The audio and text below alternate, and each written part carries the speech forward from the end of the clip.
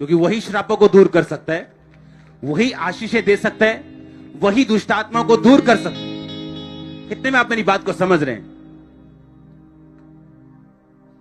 ऐसे व्यक्ति हैं, ऐसी सिस्टर में प्रार्थना हुई, प्रार्थना करने के लिए आगे आई, जब प्रेयर हुई तो दुष्ट आत्मा छिड़ गई। कौन है तू? मैं गठिए की दुष्ट आत्मा हूं। कितने साल से? 18 साल से। इसलिए 18 साल से ये हील नहीं मैंने होने दिया। कोई दुष्ट आत्मा बोलती है मैं इसको नहीं छोड़ के जाऊंगी क्योंकि इसने मुझे पकड़ के रखा है। मैं इसके घर, इसकी पुरानी फोटोज में हूं, इसने घर पे पुरानी चीजें रखी हुई, पुराने चिन्ह रखे हुए, मैं उनमें बसती हूं, मैं नहीं जाऊंगी। उसके पास लीगल ग्राउंड है। शैतान जो है वो बड़ा तगड़ा कानून को जानता है, बाइबल के कानून को जानता है। वो कानून का बड़ा तगड़ा जानकार है। वो उसे मालूम है कैसे एक बंदे की लाइफ में रहना है, कैसे प्रवेश करना है और कब निकलने का टाइम है, उसे सब पता है। उसने पूछा क्यों नहीं जाएगी तू? मैं नहीं जाऊंगी। क्यों नहीं जाएगी? क्योंकि इसने मुझे बैठा के रखा है। कहां पर? इसकी फोटोज में, इसके घर में चिन्ह पड़े, पुरानी चीजें पड़ी जहां मैं वास रखती हूं। तो यीशु मसीह उसे नहीं निकालेंगे। क्यों? क्योंकि आपने वचन को तोड़ा। उसने कहा मेरे वचन को पूरा करने की तू क्या करेगा? चौकसी करेगा। चौकसी। मेरे कॉलेज टाइम की कुछ फोटोज मैंने फाड़ी हैं, चाहे वो मेरी बड़ी अच्छी एक यादगार थी, क्योंकि उन फोटोज में कुछ ऐसा था जो बिब्लिकल नहीं। हालेलुया।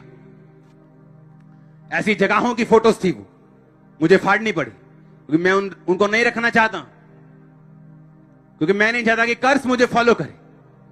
मैं चाहता हूं मुझे ब्लेसिंग्स फॉलो करे। और ये डिसीजन उसने कहा अगर तू चौकसी करे। उसने ये नहीं कहा हाँ तो अगर माने, उसने कहा मानना नहीं है। क्या करना है? मानने के लिए पूरी चौकसी के साथ इसे मानना है, पूरा ध्यान रख के, चौकसी करके, पूरा चौकन्ना रह के तुझे इन सब चीजों को मानना है। क्योंकि दुष्ट आत्माएं भी असली है, श्राप भी असली है, आश्चर्य भी असली है और परमेश्वर भी असली। हालेलुया।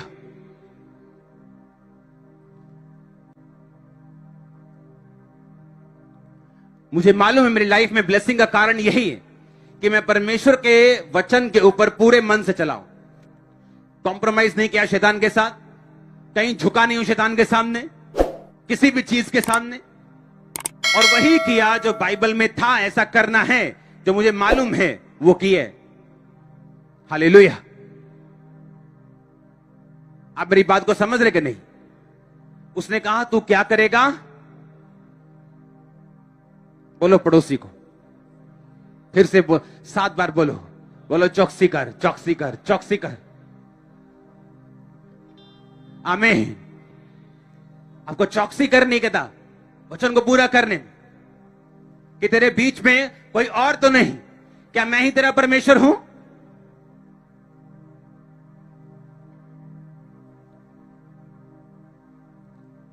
मैं नाम नहीं लेना चाहता, लेकिन ऐसे लोग, जब से इंटरनेट ज्यादा बढ़ा है, जब से सोशल मीडिया बढ़ा है, जब से लोगों की लाइफ पर्सनल रही नहीं है एक्चुअल में। पहले दिमाग में अगर कुछ सेलिब्रिटी आता था तो लगता था पता नहीं कहां रहते हैं, पता नहीं क्या खाते हैं, पता नहीं क्या क्या पहनते, क्या सोचते हैं, कैसे दिखते, ऐसे होता है कि नहीं?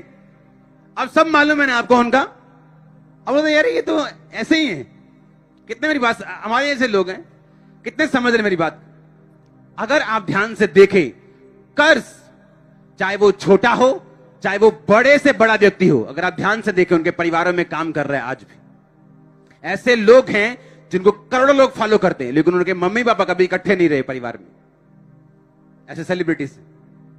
आपको क्या लगता है नॉर्मल चीज है? क्या परमेश्वर ने हमें ऐसा बनाया? नहीं, उसने हमें ऐसा नहीं बनाया। वो आपकी मैरिज के बारे में ऐसा नहीं सोचता, आपके बच्चों के बारे में ऐसा नहीं सोचता।